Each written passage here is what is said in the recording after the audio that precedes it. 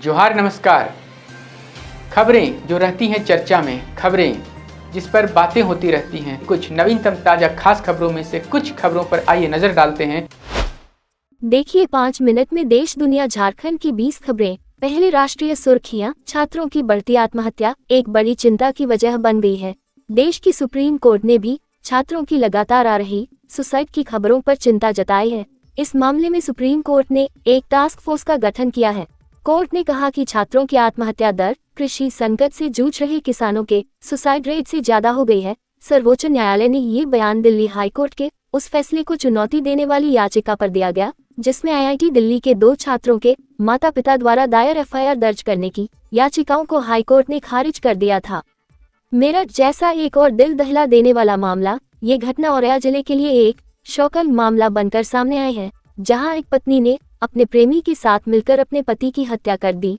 प्रगति यादव ने अपने पति दिलीप को 15 दिन के अंदर ही मौत के घाट उतार दिया। इस जघन्य हत्या के लिए प्रगति ने अपने प्रेमी अनुराग को 1 लाख रुपए दिए थे, जो उसने अपनी जेवरात बेचकर और मुंह दिखाई में मिले पैसे से जुटाए थे। प्रगति की शादी दिलीप से 5 मार्च को हुई थी, लेकिन वह अपनी शादी से खुश नहीं थी, क्योंकि वह अनुराग नामक शख्स से प्यार करती थी। बिहार के आरा स्टेशन में एक सनकी की प्रेमी ने अपनी प्रेमिका और उसके पिता की आरा स्टेशन पर ताबड़तोड़ गोली मारकर हत्या कर दी, फिर खुद को भी उड़ा डाला। सनकी प्रेमी युवक की शिनाख्त आरा निवासी शत्रुघ्न सिंह के 20 वर्षीय पुत्र अमन कुमार के रूप में हुई। मृतक सभी उद्वंतनगर थाना क्षेत्र के रहने वाले थे। मिली जानकारी के अनुसार युवती अपने पिता के साथ ट्रेन से दिल्ली जाने वाली थी। इसी बीच सिरफिरा आशिक प्लेटफॉर्म नंबर 2-3 के बीच फुट ओवरब्रिज पर पहुंच गया और ताबड़तोड़ फायरिंग कर वारदात को अंजाम दिया।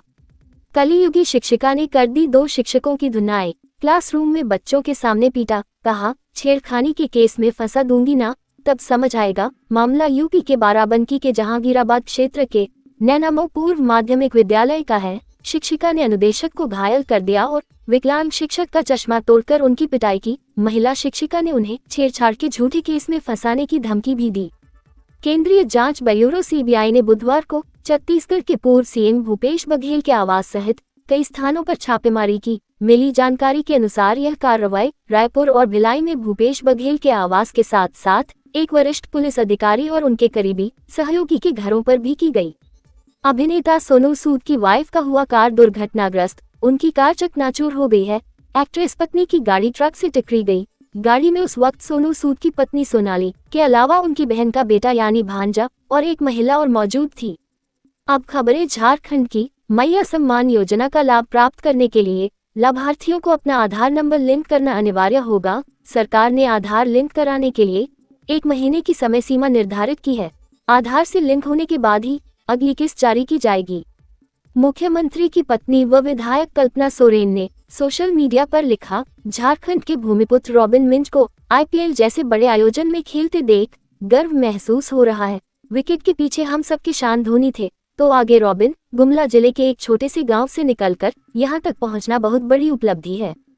भ्रष्टाचार के खिलाफ हेमंत सोरेन सरकार का बड़ा एक्शन। मनरेगा योजना में गड़बड़ी करने वाली राज्य सेवा की अफसर मनिका की पूर्व बीडीओ रही साधना जयपुरियार को किया बर्खास्त। वर्तमान में वह निलंबित चल रही थी। सरकार के इस कदम से भ्रष्टाचारियों में खलबली मची हुई है। देखना है वर्तमान में भ्रष्टाचार में लिप्त अहंकारी कई अफसर इन्हीं पदों पर रहते हुए आम जनता का तिरस्कार कई तरीकों से कर रहे।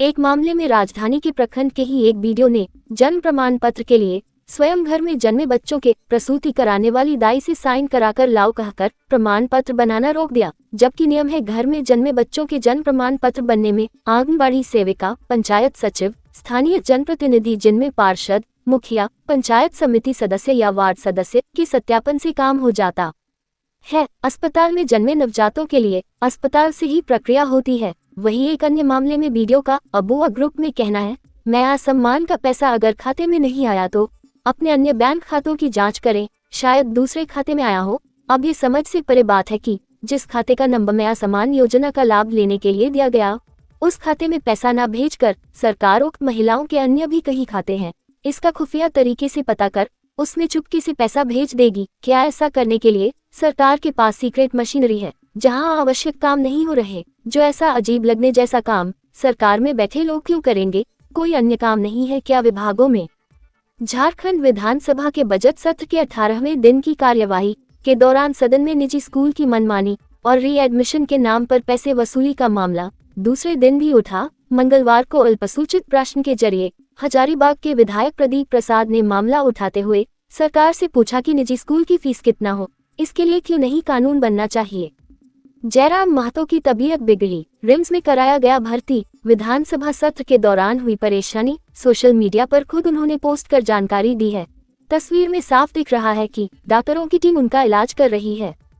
हजारीबाग मंगला जुलूस में दो समुदाय में पथराव और तोड़फोड़, स्थिति को नियंत्रण में लेने के लिए एसपी ने खुद संभाला मोर्चा। हजारीबाग के विभिन्न अखाड़ाधारी अपने अपने जुलूस को लेकर हजारीबाग के विभिन्न चौक चौराहे से गुजर रहे थे, तभी कुछ असामाजिक तत्वों ने पथराव कर दिया। पथराव हजारीबाग के जामा मस्जिद चौक के समीप किया गया, जहां स्थिति तनावपूर्ण हो गई। दोनों पक्ष को समझाने के प्रयास चल रहे।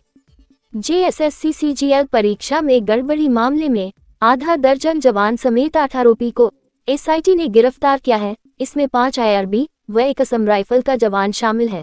वही परीक्षा में गड़बड़ी करने वाला सरगना यूपी के गोरखपुर का रहने वाला है। हालांकि सीआईडी आगे ये भी कहती है कि अब तक प्रत्यक्ष एवं भौतिक रूप से सीजीएल पेपर के मूल प्रश्न पत्र लीक होने के साक्ष्य नहीं मिले हैं। झारखंड की राजधानी में रांची नगर निगम ने राजस्व विभाग की टीम को टास्क दिया है। इसके तहत टैक्स कलेक्शन बढ़ाने के लिए डोर टू डोर विजिट कर जांच करने का निर्देश दिया गया है। इतना ही नहीं, टैक्स देने में कोताही बरतने वालों पर कार्रवाई करने का निर्देश दिया है। गढ़वा जिले के रमुना प्रखंड में मनरेगा बीपीओ प्रभु कुमार को पलामू प्रमंडलीय एसीबी एंटी करप्शन ब्यूरो की टीम ने मंगलवार को 12,000 रुपए की रिश्वत लेते हुए रंगे हाथ गिरफ्तार किया। ये कार्रवाई एसीबी के अधिकारियों ने गुप्त सूचना के आधार पर की। धनबाद से आए एसीबी की टीम ने भ्रष्टाचार के खिलाफ कार्रवाई करते हुए बोकारो के गोमिया अंचल कार्यालय में कार्यरत राजस्व कर्मचारी ललन कुमार को रिश्वत लेते रंगे हाथ गिरफ्तार किया। ललन कुमार पैसे नहीं देने पर बार बार परेशान कर रहा था। पीड़ित ऑफिस का चक्कर काटकर तंग आ गया था। आखिरकार उस व्यक्ति ने इसकी शिकायत एसीबी धनबाद से की। गोमिया अंचल कार्यालय में राजस्व कर्मी ललन कुमार ऑनलाइन नाम सुधारने को लेकर 20,000 रुपए रिश्वत ले रहे थे। खूंटी जिले के ग्रामीण इलाकों में जंगली हाथियों का खूनी खेल थमने का नाम नहीं ले रहा है।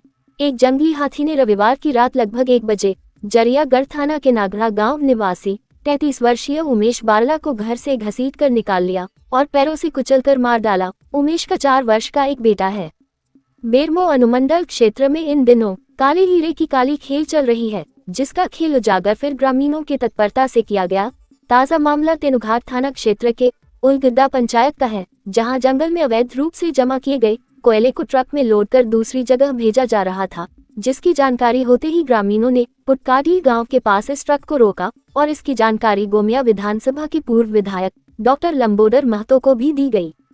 सरायकेला कोर्ट ने मनरेगा मजदूर को मजदूरी भुगतान नहीं करने के एक मामले में सख्ती दिखाते हुए बीडीओ कार्यालय की चल संपत्तियों को सील कर उनकी नीलामी करने का आदेश दिया है, ताकि मनरेगा मजदूर चांद मुनि मुंडारी को बकाया 73,000 रुपए का भुगतान किया जा सके। सिल्ली व सोनाहातू के 17 घाटों से अवैध बालू का कारोबार धड़ल्ले से जारी, कोई रोकने वाला नहीं। यही हाल खलारी बुढ़मू की सड़कों पर दिन दहाड़े देख सकते हैं। बेखौफ अवैध बालू लदे ट्रैक्टर बेरोक टोक दौड़ रहे। अवैध बालू कारोबार पर सब चुप हैं। विधायक, पूर्व विधायक, वन विभाग, खनन विभाग, जिला प्रशासन के अफसर, सीओ, थाना की पुलिस और हाईवे पेट्रोलिंग, कोई इसके खिलाफ ना बोल रहा है और न ही कार्रवाई होती है। शहर की गलियों में एक सनसनीखेज हत्या, पुलिस की सुस्ती और एक ऐसा कानूनी मोड़ जिसने मुख्य आरोपी को जेल से बाहर कर दिया। उदयसाव हत्याकांड में आरोपी संतोष मेहता को कोर्ट से राहत मिली है। पुलिस ने 90 दिनों के भीतर चार्जशीट दाखिल करने में नाकाम रही। इसे एक गलती ने एक बड़े अपराधी को सलाखों के पीछे रखने के बजाय आजादी का रास्ता दिखा दिया। 2 दिसंबर 2024 की शाम हजारीबाग के जेल रोड पर कत्तमदाग की प्रमुख कुमारी विनीता के पति उदय साव की गोली मारकर हत्या कर दी गई थी। पुलिस ने जांच के दौरान संतोष कुमार मेहता को इस हत्या का मास्टरमाइंड माना, जबकि निरंजन यादव और राहुल पासवान को हत्या के लिए रेकी करने का दोषी पाया गया। कानूनी प्रक्रिया में हुई देरी का सीधा फायदा संतोष मेहता को मिला और कोर्ट ने उसे जमानत दे दी। एक संगीन हत्याकांड में मुख्य आरोपी को सिर्फ पुलिस की लापरवाही के कारण राहत मिलना न्याय व्यवस्था पर गंभीर सवाल खड़े करता है। अब सवाल ये उठता है कि क्या पुलिस अपनी गलती सुधार पाएगी और संतोष मेहता जैसों को फिर से जेल की सलाखों के पीछे भेज सकेगी? ऐसी कई लापरवाही राजधानी रांची के डोरंडा पुलिस द्वारा भी की जा रही। कुछ दिन पहले ही डोरंडा के बेलदार मोहल्ले में भयंकर गोलीबारी हुई, जिसमें कई लोग गंभीर रूप से गोली लगने से जख्मी हुए, मगर अभी तक कोई उल्लेखनीय कार्यवाही नहीं हुई है और इस घटना का मास्टरमाइंड और मुख्य आरोपी बेल मिलने के कारण 27 तारीख को जेल से बाहर आ जाएगा। झारखंड विधानसभा में सोमवार को सूचना के माध्यम से रांची से भाजपा के विधायक सीपी सिंह ने डोरंडा पुलिस से जुड़ा एक मामला उठाया। सीपी सिंह ने सदन में बताया कि रांची विधानसभा क्षेत्र के रहने वाले 2 युवकों को डोरंडा थाना की पुलिस 3 दिन तक थाने में रखी। उसके बाद थाना प्रभारी एक दारोगा के माध्यम से पैसे की मांग की। सीपी सिंह ने बताया कि दोनों लड़के का दोष सिर्फ इतना था कि नदी के उस पार उनका घर बन रहा है। निर्माणाधीन घर में दोनों हर दिन पानी पटाने जाते थे। इस दौरान बगल के घर में चोरी हुई तो शक के आधार पर दोनों युवकों को पकड़कर 72 घंटे तक थाना में रखा गया। सीपी सिंह ने कहा कि मैं भी लॉ का स्नातक हूँ, मुझे पता है कि पुलिस पूछताछ के लिए किसी को भी थाना बुला सकती है, लेकिन 72 घंटे तक थाना में नहीं बैठा सकती है। सीपी सिंह ने सरकार को ऐसे मामले को संज्ञान में लेने का अनुरोध किया। सभी गुलाबी एवं पीला राशन कार्डधारी लाभुक अपने नजदीकी डीलर से ई-केवाईसी करा लें। निर्धारित तिथि तक ई-केवाईसी पूर्ण नहीं कराने वाले लाभुकों का नाम राशन कार्ड से हटा दिया जाएगा। यह बातें पलामू उपायुक्त शशि रंजन ने कही। तो कैसी लगी आपको हमारी ये खबर, ये हमें कमेंट बॉक्स में लिखकर ज़रूर से बताएं और ऐसे ही नवीनतम ताज़ा अपडेट्स, खास खबरों से रूबरू बने रहने के लिए बने रहें हमारे संग। कैमरा के पीछे से मेरा सहयोग कर रहे अजय महतो, आनंद चौहान और युगल किशोर भगत के साथ मैं विजय दत्त पिंटू, रांची।